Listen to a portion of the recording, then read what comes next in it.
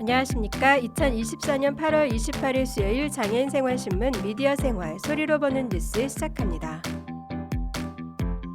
오늘의 소리로 보는 뉴스 하나, 장애근로자 육아휴직 사업주 고용부담금 납부 완화해야, 권익위 고용노동부 권고. 둘, 국립장애인도서관 점자라벨도서 읽기 쉬운 책 배포. 9월 13일까지 공공도서관, 특수학교 학급 등 대상 수령 희망기관 신청 접수. 셋, 인권위 온라인 학습 자료 제작, 시각장애 학생 접근성 고려해야, 온라인 교육 콘텐츠 운영 원장의 개선 권고. 넷, 강화군에 송암 박두성로 생긴다. 박두성 생가 일원, 교동면 상용리에서 봉소리, 해안도로 약 2.1km 구간. 다섯, 장애인 정보 놀이터 이용자 이동 지원 서비스 시범 운영. 국립장애인도서관 9월 2일부터 12월 31일. 여섯, 인천시 시간제 보육 어린이집 54개에서 110개 반 확대. 아이사랑 누리집서 신청.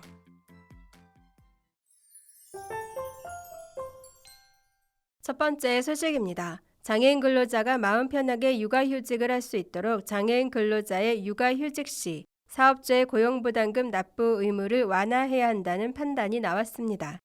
국민권익위원회 위원장 유철환 이하 권익위는 현행 장애인 고용부담금 제도는 장애인 근로자가 육아휴직할 때 일률적으로 사업주에게 고용부담금을 납부하도록 해 장애인의 육아휴직을 사실상 제한하는 부작용이 있다고 보고 이를 개선할 것을 고용노동부에 권고했습니다. 전북기업병원은 전체 근로자가 190여 명으로 장애인 의무 고용 대상인 6명, 상시 근로자의 1000분의 30일 이상의 장애인 근로자를 채용해 장애인 고용 의무를 준수하고 있었습니다. 그런데 장애인 근로자인 니은 간호사가 육아휴직에 들어가게 돼 장애인 의무 고용료를 충족하지 못하게 되자 기업병원은 약 500만 원의 장애인 고용 부담금을 납부하게 됐습니다. 이에 기업병원은 장애인 근로자가 육아휴직하는 경우 대체 장애인 인력을 채용하기 위한 일정 기간이 불가피하게 소요될 수밖에 없음에도 이러한 사정의 고려 없이 일률적으로 장애인 고용 부담금을 납부하도록 하는 것은 부당하다며 권익위에 고충 민원을 신청했습니다. 권익위 조사 결과 현행 장애인 고용 부담금 제도는 장애인 근로자 육아휴직 시 대체 인력 채용 소요 기간이 필요함에도 이에 대한 고려 없이 채용 요건 미비 시 일률적으로 사업주가 고용 부담금을 납부하게 돼 있습니다. 따라서 장애인 근로자가 마음 편하게 육아휴직을 하기 어렵고 사업주가 육아휴직 가능성이 큰 장애인 근로자 채용을 꺼리게 되는 부작용이 나타날 수 있다고 판단했습니다. 이에 권익위는 고용노동부의 장애인 근로자가 육아휴직하는 경우 대체 근로자를 채용하기 위한 일정 기간은 사업주의 고용 부담금 납부 의무를 완화하는 등 제도를 개선할 것을 권고했습니다. 다음 소식입니다. 국립장애인도서관 관장 황금수. 국립장애인도서관은 2024년 제작한 장애인을 위한 대체자료 90종 2만 1000채, 점자라벨 도서 60종 1만 8000책, 읽기 쉬운 책 30종 3000책을 9월 13일 금요일까지 공공도서관, 특수학교, 특수학급으로부터 수령 희망 신청을 받고 선정을 통해 12월까지 500여 개 기관에 배포합니다. 국립장애인도서관은 2022년부터 경제, 역사, 환경, 인권 등의 주제 분야에서 시각장애 아동을 위한 점자라벨 도서와 발달 장애인을 위한 읽기 쉬운 책을 제작 배포해왔습니다. 이들 책은 장애인과 교사, 부모, 비장애인들이 같은 책으로 함께 읽고 생각을 나누는 독서문화 활동을 통한 공감대 형성이 비교적 쉬워 알성기관, 도서관, 특수학교 등 및 교사, 부모들을 중심으로 책을 구하고자 하는 문의가 늘고 있습니다. 한편 출판사들의 경우 시각장애 아동을 위해 직접 점자 변환과 점자 라벨 부착을 함으로써 점자 라벨 도서의 필요성에 깊게 공감하게 됐고 발달장애인은 읽기 쉬운 책의 검수에 참여함으로써 사회성 향상과 새로운 일자리를 발견하는 계기가 됐습니다. 점자라벨 도서와 읽기 쉬운 책을 희망하는 공공도서관, 특수학교, 특수학급 등은 신청 기간 내 구글 신청서 웹폼에 간단한 활용 계획을 작성해 제출하면 됩니다. 자세한 사항은 국립장애인도서관 누리집 공지사항에서 확인할 수 있습니다. 국립장애인도서관 황금숙 관장은 점자라벨 도서와 읽기 쉬운 책을 활용한 장애인 독서문화 프로그램 확대와 정착을 위해 계속 노력해 나가겠다.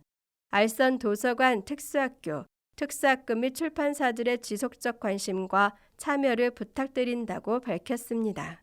참고로 점자라벨 도서는 동화책에 같은 내용의 점자로 된 투명 종이를 붙여 제작한 대체도서이며 읽기 쉬운 책은 발달 장애 및 문해력의 어려움을 가지고 있는 느린 학습자 등이 이해하기 쉬운 단어, 문장 구조와 길이 및 사파 등을 간결하게 수정한 대체도서입니다. 다음 소식입니다. 국가인권위원회, 야인권위가 정부 출연 연구기관으로 학생용 온라인 교육 콘텐츠를 운영하는 A 원장, P 진정인에게 시각장애의 외 접근성을 준수해 온라인 보충 과정 등 교육 콘텐츠를 제작하고 관련 직원들을 대상으로 한 장애인 외 접근성 교육 계획을 수립할 것을 8월 23일 권고했습니다. 인권위에 따르면 진정인은 중증 시각장애인 자녀가 피진정인이 운영하는 온라인 보충 과정 중 스페인어 과목을 수강했으나 관련 학습 자료가 이미지 파일로 제작돼 점자 입출력기에서 이용할 수 없었고 웹사이트 영상의 시각장애인 접근성이 미흡해 이용에 제한이 있어 이는 장애인 차별이라며 인권위에 진정을 제기했습니다. A 원장은 2018년 개발 당시에는 웹 접근성이 고려되지 못했기 때문에 현재 비공식적으로 PDF 파일을 한글 파일로 변환해 제공할 수는 있다고 답변했습니다.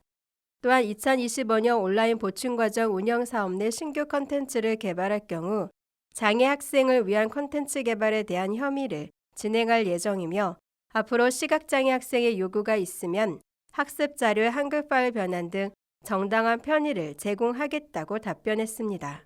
장애인 차별금지 및 권리구제 등에 관한 법률 제4조 차별행위 제1항 제1호는 장애인을 장애를 사유로 정당한 사유 없이 제한, 배제, 분리, 거부 등에 의해 불리하게 대하는 것을 차별행위로 규정하고 있으며 같은 법 제20조 정보접근에서의 차별금지 제1항은 개인, 법인, 공공기관은 장애인이 전자정보와 비전자정보를 이용, 접근하면서 장애를 이유로 제4조, 제1항, 제1호에서 금지한 차별행위를 해서는 안 된다고 규정하고 있습니다.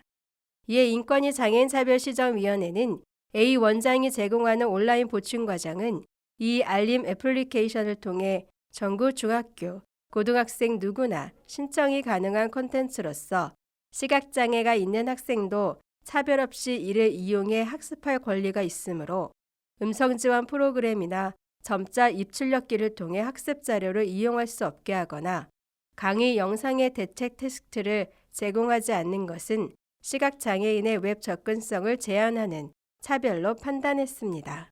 또한 A 원장이 웹 접근성 고려 시 과목당 3천만 원 정도의 예산이 추가될 수 있다고 진술했으나 시각장애 학생들이 다양한 학습 콘텐츠를 이용할 수 있게 하기 위해선 과도한 부담이 아니라고 봤습니다. 한편 해당 공과 관련해 A 원장은 지난 7월 16일 인권위 권고를 전부 수용해 신규 콘텐츠 개발 시 웹 접근성을 고려하고 콘텐츠 제작 직원들을 대상으로 연 1회 장애 웹 접근성 교육을 실시하기로 했습니다. 다음 소식입니다. 인천시 광화군이 옛 명예도로명으로 송암 박두성로 부여를 추진합니다. 송암 박두성 1888년부터 1963년 일제강점기 맹인교육을 위해 훈맹정음이라 불리는 한글 점자를 완성하고 평생을 장애인 교육에 헌신했습니다. 강화군은 이를 기리기 위해 박두성의 생가가 위치한 교동면 상용리에서 봉소리 해안도로 약 2.1km 구간에 명예도로명을 부여합니다. 명예도로명은 도로명이 부여된 도로 구간의 전부 또는 일부에 대해 기업 유치, 국제교류, 역사적인 인물 등을 기리기 위한 목적으로 도로명을 추가하는 것으로 실제 주소로는 사용하지 않습니다. 강화군은 9월 4일까지 의견 제출을 받고 있으며 이후 주소정보위원회 심의를 거쳐 최종 확정합니다. 군 관계자는 평생을 장애인 교육에 몸바친 박주선 선생의 희생정신을 기리기 위해 첫 명예도로명으로 추진하게 됐다며 앞으로도 강화군을 대표하고 지역 경제를 활성화시킬 수 있는 콘텐츠를 발굴해 명예도로명 부여를 확대해 나가겠다고 말했습니다. 다음 소식입니다. 국립장애인 도서관 관장 황금숙 이하 도서관은 9월 2일부터 장애인 정보놀이터 이용자 이동 지원 서비스를 실시합니다. 이번 서비스는 장애인들의 도서관 접근성 향상을 도모하기 위해 장애인 등록증을 소지한 장애인과 보호자를 대상으로 도서관과 인근역까지 차량 이동, 6인 좌석 및 전동 휠체어 3개 탑승을 지원하는 서비스입니다. 도서관을 이용하고자 하는 장애인과 보호자는 서초역 혹은 고속버스 터미널역에서 도서관까지 혹은 도서관에서 해당 역으로 차량 이동을 지원받을 수 있습니다. 도서관이 개관하는 평일, 주말과 공휴일 제외 기준으로 인근역에서 도서관까지 왕복으로 3회 시행 예정으로 예약 없이 정해진 시간에 차량을 이용할 수 있습니다. 또한 4개월간 시범 운영을 통해 내년부터 전면 시행하고자 합니다. 도서관은 2009년부터 2020년 2월까지 콜택시를 활용해 장애인 승하차 서비스를 지원한 바 있으나 코로나19 확산 방지를 위해 잠정 중단해 왔습니다. 지난 7월 말 취임 시 국립장애인도서관 황금숙 관장은 장애인 이동지원 보장의 중요성을 무겁게 느끼는 바 장애인 대상 이동지원 서비스 운영 재개를 통해 국립장애인도서관 이용 활성화뿐만 아니라 전국 장애인도서관 및 공공도서관의 장애인 이용자 이동 서비스 제공에 모범 사례가 될 것으로 기대한다고 밝혔습니다. 자세한 내용은 국립장애인도서관 누리집에서 확인할 수 있습니다. 다음 소식입니다. 인천시는 8월부터 시간제 보육 어린이집을 기존 54개 반에서 110개 반으로 대폭 확대 운영합니다. 시간제 보육은 일시적 돌봄이 필요한 가정 양육 부모를 위해 지정된 기관에서 보육 서비스를 시간 단위로 이용하고 이용한 시간만큼 보육료를 지불하는 보육 서비스입니다. 인천시내 시간제 보육 제공기관은 현재 독립반 39개 반과 통합반 71개 반으로 구성되어 있습니다. 독립반은 시간제 보육 아동만 보육하며 통합반은 정규 보육반의 미충족 정원을 시간제 보육으로 운영합니다. 2024년 8월 현재까지의 누적 이용 건수는 1만 3,698건, 이용 시간은 5만 8,520시간으로 이미 전년도 실적을 초과했습니다. 이는 시간제 보육 제공기관 확대 덕분에 더 많은 가정에서 서비스를 이용할 수 있었기 때문입니다. 이용 예약은 임신 육아 종합 포털 아이사랑 누리집에서 신청할 수 있으며 가정 양육수당 및 부모급여 수급 가장은 시간당 2,000원으로 월 60시간까지 서비스를 이용할 수 있습니다. 이용 시간은 독립반은 평일 오전 9시부터 오후 6시, 통합반은 평일 오전 9시부터 오후 4시까지입니다.